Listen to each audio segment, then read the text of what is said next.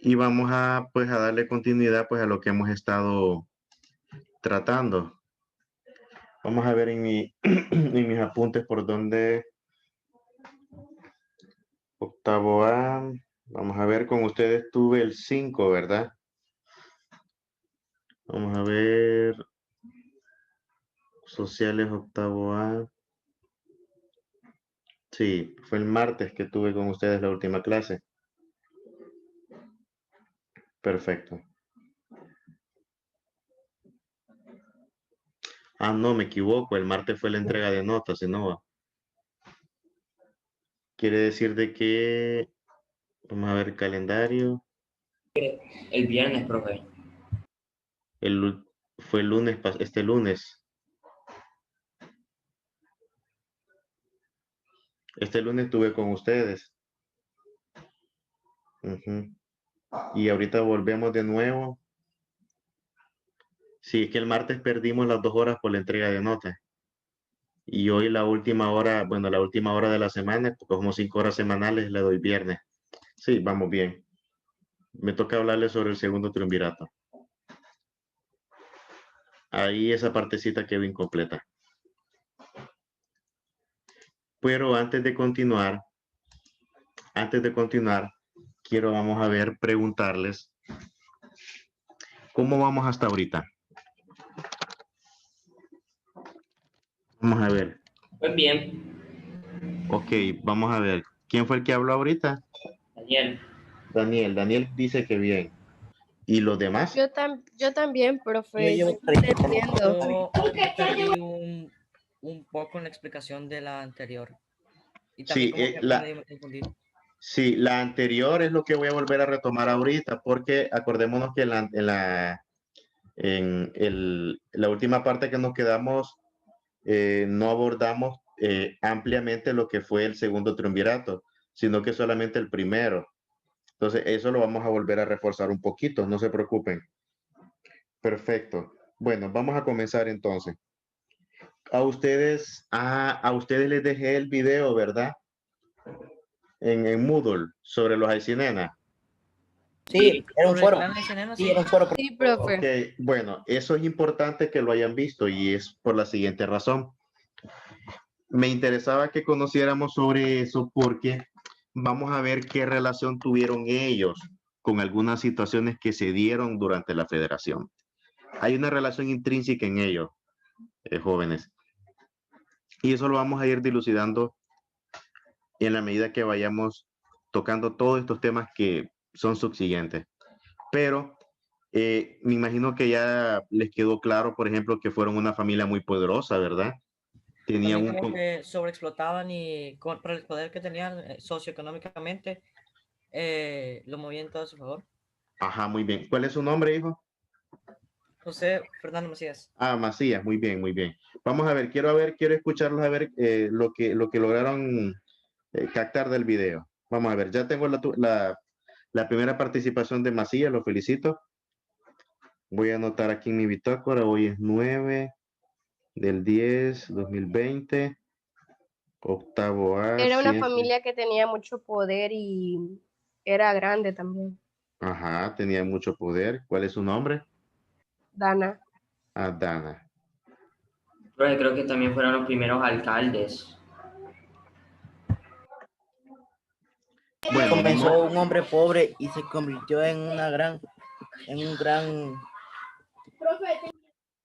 Bueno, solamente la cuestioncita que nos dijo el joven que fueron los primeros alcaldes, no necesariamente fueron los primeros, que sí muchos miembros de esta familia gozaban o estaban en diferentes cargos y pues uno de esos cargos eran de alcaldes mayores, pero no es que ellos fueron los primeros alcaldes, no.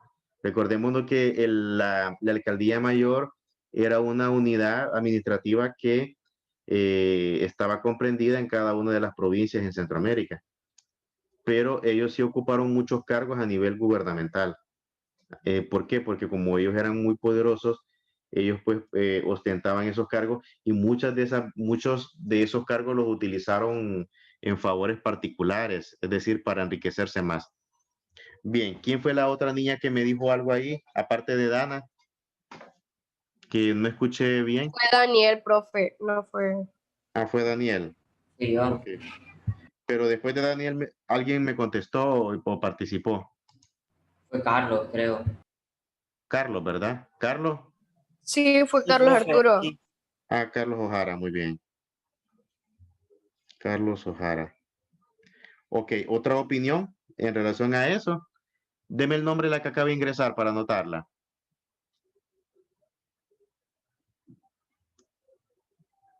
Vamos a ver. La que acaba de ingresar ahorita para anotar en la asistencia. Deme su nombre. Voy a tener que buscarla manualmente porque veo que yo creo que es. Ya no recuerdo y vamos a ver.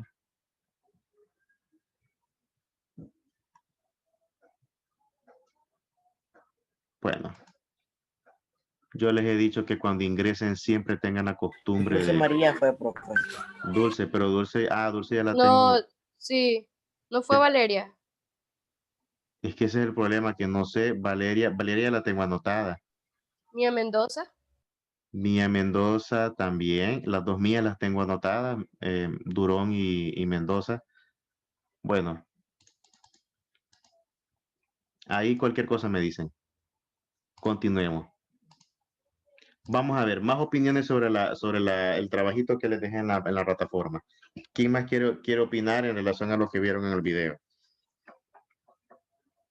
Los escucho. Bueno, una de las cosas que entendí fue de que uno de ellos, que fuera como el primero, fue el que tomó, recogió todo ese poder y él sabía de que hoy le iba a servir a toda su descendencia. Creo que Exactamente. eso fue. Fíjese que me gusta esa parte que usted menciona, descendencia, porque recordemos que esta familia fue acumulando su poder generacionalmente, es decir, no solamente era una familia de una generación, sino que eran varias generaciones las que habían.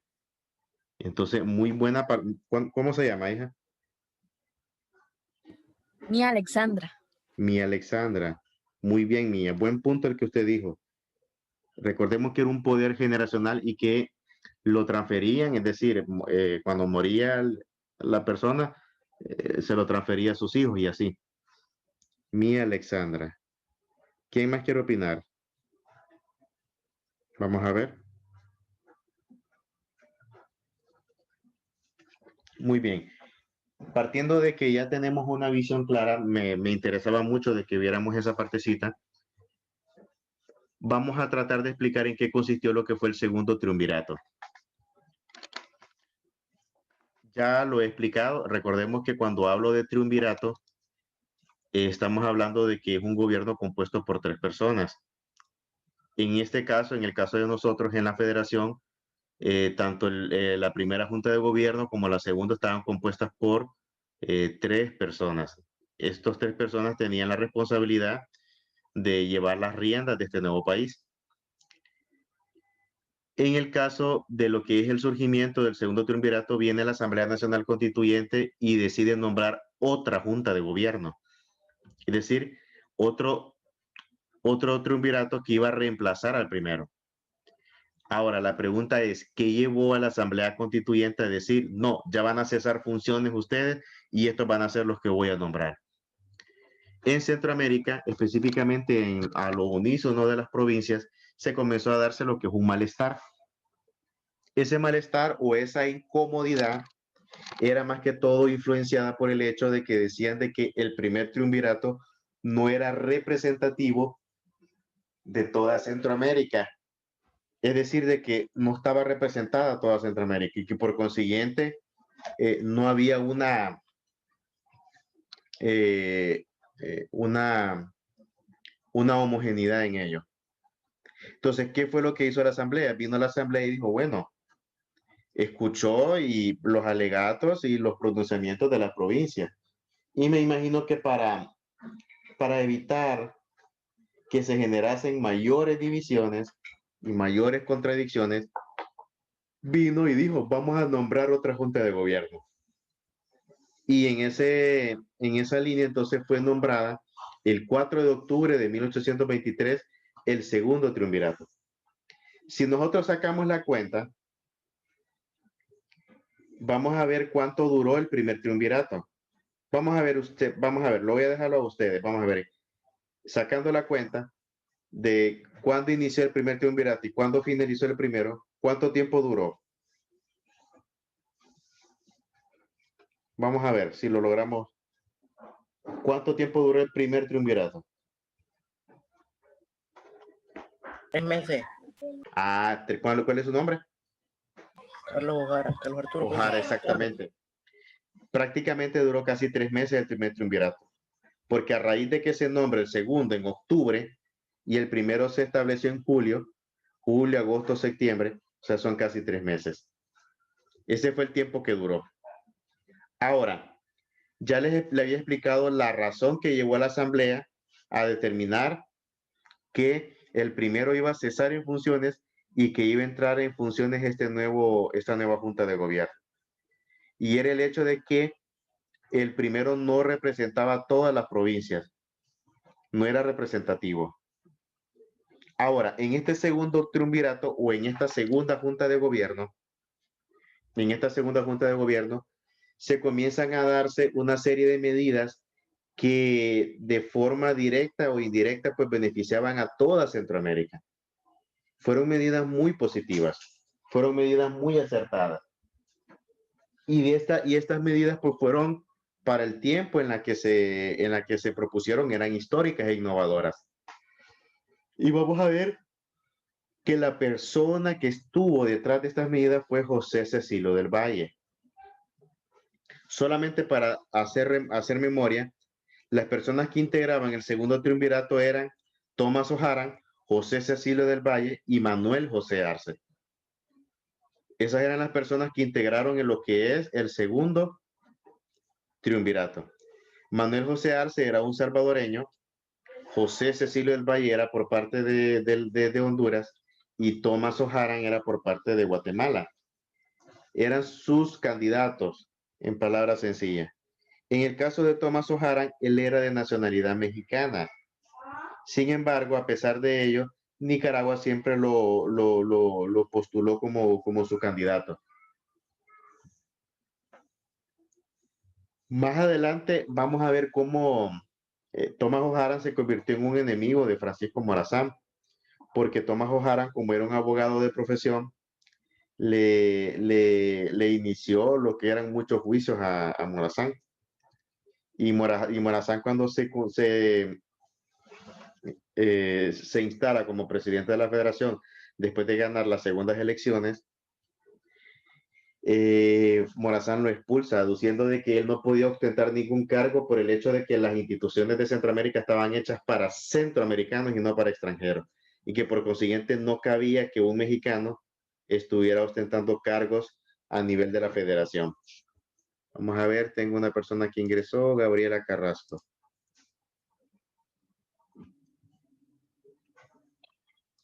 Muy bien, ya la había notado a ella ya. Ahora, vayamos con las medidas. ¿Cuáles fueron esas medidas que propusieron o que se propusieron en lo que fue este segundo triunvirato? Una de ellas fue la abolición de la esclavitud, jóvenes. Recordemos que en ese tiempo estuvo vigente lo que era la esclavitud, heredado de lo que era el pasado colonial. Recordemos que se traían esclavos negros y que estos eran esclavos, sumado también a que muchos nativos vivían en condiciones casi de esclavitud. Entonces, José Cecilio del Valle estaba influenciado por muchas cuestiones y muchos, lo que era pues el pensamiento de la Ilustración en Europa, y pues todas esas cosas hablaban en relación a lo que era la libertad, lo que era los derechos individuales, la división de poderes, etc. Entonces, parte de esas cosas, parte de esos principios derivados de la Ilustración que se había dado en Europa, fueron inspirados o fueron parte de la inspiración de la que se nutrió José Cecilio del Valle. Y a raíz de eso, vamos a ver, dígame. Una pregunta, ¿por qué se llama triunvirato? Porque le integran 3 personas. Exactamente. esa es la respuesta. Recordemos que se llama triunvirato porque como era una junta de gobierno propuesta por 3 personas, aquí la tenemos, aquí están, son 3 personas, entonces triunvirato, derivado de lo que es 3. Ah, ok. Por Ya. esa es la razón. Entonces, vamos a las acciones que hizo este segundo triunvirato. Ellos vienen entonces e introducen la abolición de la esclavitud en toda Centroamérica. Fue una medida muy histórica, de hecho de que iba encaminada a la política que tenían, que era la de crear un estado más justo e igualitario. Y la esclavitud era un obstáculo. Por consiguiente, se abolió la esclavitud y se determinó de que todas las personas teníamos los mismos derechos, También el alfabetismo, profe. teníamos libertades. Luego se introduce lo que es otra medida. Esta medida era en el plano educativo. Combatir el analfabetismo, algo así. Exactamente. Esta medida iba con el objetivo de reducir los altos niveles de analfabetismo que había en Centroamérica. Recordemos, Centroamérica, y de eso era consciente José Cecilio del Valle, porque la persona que estuvo, o sea, el artífice de lo que eran estas medidas fue José Cecilio del Valle. Fue la persona que estuvo detrás de todos estos planteamientos. Valle era consciente que Centroamérica enfrentaba muchas debilidades y Valle sabía de que la única manera de que un país pueda sobresalir y poder constituirse como una gran nación es solamente potenciando la educación. La educación es una herramienta imprescindible, jóvenes. Es una herramienta fundamental. Y la única manera que un país salga de la pobreza o del subdesarrollo es que se propicie lo que es la educación. Si nosotros educamos a nuestros pueblos pues van a poder tener o van a poder acceder a mejores oportunidades. Entonces, Valle era consciente de todas esas cosas y Valle sabía de que la educación era una herramienta estratégica para que de esa manera, pues, Centroamérica comenzara su proceso de desarrollo. Entonces, en esa línea, él entonces promueve iniciativas que iban dirigidas a combatir el analfabetismo. Obviamente que estas iniciativas Profe, tenían, en primer lugar, llevaban el objetivo de promover un acceso más igualitario. Vamos a ver, dígame.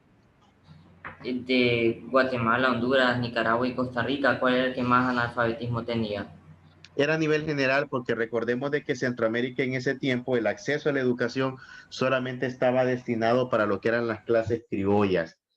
Los criollos eran las élites gobernantes y eran una minoría.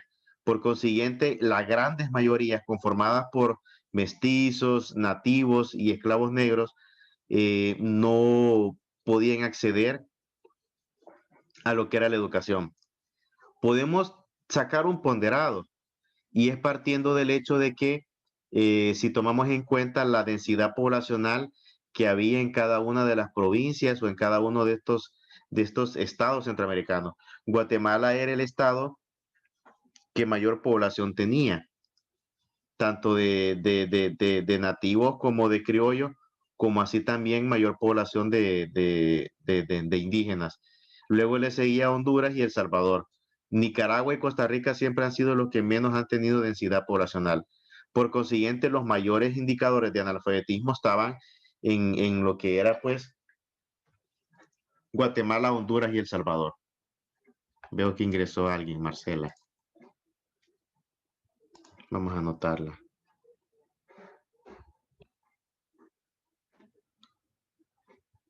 Marcela Cruz, ¿verdad? Fue la que ingresó ahorita. Soy Stephanie, profe, ya me había anotado. Ah, es Stephanie. Ah, bueno. Ah, sí, es que como hay otra Marcela, entonces. Es Stephanie María, profe. Sí. Perdón. Sí, creo que es Stephanie. Entonces, Valle era consciente de esas debilidades que teníamos como país. Cuando hablo de país, me refiero como país centroamericano. Que hay que dejar bien clarito eso. Entonces él promueve una serie de iniciativas que iban destinadas a combatir lo que era el analfabetismo. ¿Y cuáles eran esas medidas? Garantizar el acceso a la educación a todos por igual. Y aparte de esas medidas que él trató de promover, otra era en el plano económico. En el plano económico, Valle era consciente también que Centroamérica tenía muchas deficiencias a nivel de su economía. Las deficiencias iban en el sentido de que toda la producción, o casi toda la producción, jóvenes, era concentrada y era monopolizada por ciertos grupos poderosos. En este caso, la familia Aycinena. Entonces, Valle lo que buscaba, en primer lugar, era generar una fuente de ingresos para las arcas de la federación, para las arcas de lo que era este nuevo estado. Y la única manera de fijar ingresos era estableciendo lo que eran los impuestos. Como era un estado recién formado, no tenía ingresos, no tenía fuentes de dinero, cómo sustentar lo que era el gobierno y cada una de sus políticas. Por consiguiente, se necesitaba de establecer lo que eran pues impuestos y aranceles, que es algo normal. Hoy en día, recordemos de que el Estado fija lo que son impuestos a cada uno de los productos con la intención de que eso sirva como una fuente estable de dinero para de esa manera poder cumplir con los proyectos y con los programas que se habían planteado. Y esas medidas iban encaminadas a lo que era la producción de tabaco. La producción de tabaco era muy monopolizada y era concentrada específicamente por lo que era esta familia, los Aycinena. Ellos tenían el control. Entonces, como ellos veían de que Valle estaba comenzando a implementar estas medidas, esto generó molestia en lo que es este grupo poderoso y comenzaron a ver a José Cecilio del Valle como una amenaza. Recordemos que si al pagar impuestos era dinero que ya dejaban de percibir por la cuestión del pago de impuestos y ellos no estaban dispuestos a que se les vieran reducidas lo que eran sus ganancias. Por consiguiente,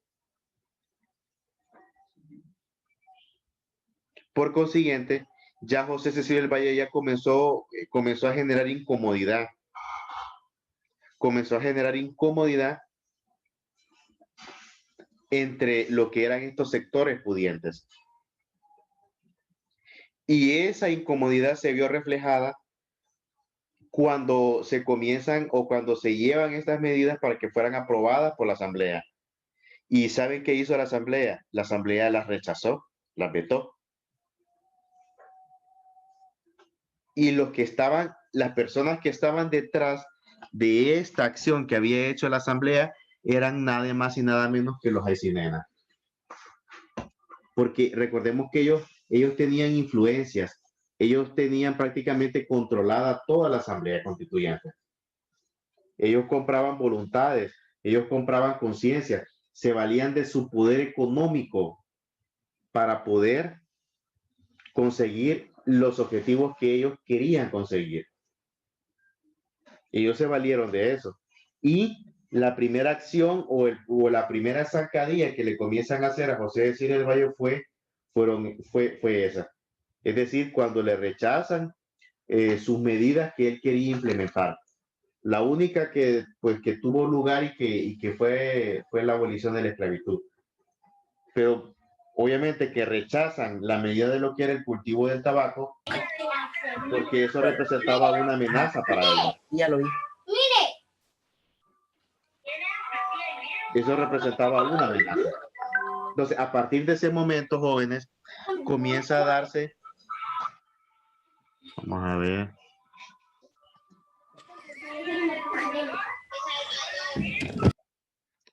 A partir de ese momento comienzan a darse lo que eran las diferencias. Y vean cómo son las cosas. La familia Aycinena eran personas que eran de la línea ideológica del Partido Conservador, el mismo partido en el que militaba José Cecilio del Valle. Pero a pesar de que eran de la misma línea política, ellos se sintieron amenazados y no les gustó esa acción que hizo José Cecilio del Valle. Y aún así, yo creo de que José Cecilio del Valle con lo que hizo fue cauteloso, jóvenes, porque él no tocó todo lo que era la producción en Centroamérica, porque no solamente era tabaco, en Centroamérica se producía añil, se producía algodón, estaba la minería, y Valle todavía no tocó esos sectores, sino que fue cauteloso y solamente comenzó con uno. Pero ya todos sabemos, pues, la reacción que hubo después de esa situación. Otra situación, jóvenes, que se da en lo que es el seno de lo que es el segundo triunvirato, es que esta segunda junta de gobierno ya organiza lo que son las primeras elecciones, o mejor dicho, el primer proceso electoral para elegir al primer presidente de la federación. Antes de continuar, les voy a hacerles una pregunta. Si teníamos lo que era la primera junta de gobierno o el primer triunvirato, ¿por qué razón, jóvenes, se dice ahora que se estaba eligiendo al primer presidente de la federación? ¿Cuál es, o sea, quién puede explicar esa partecita? Esa diferencia que hay. Vamos a ver.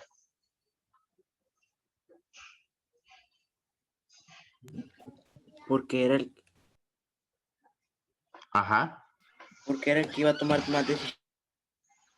Sí, pero ¿por qué hablamos que es el primer presidente y por qué no se menciona que lo fueron, por ejemplo, lo que era la primera junta de gobierno? ¿Cuál es la diferencia que hay?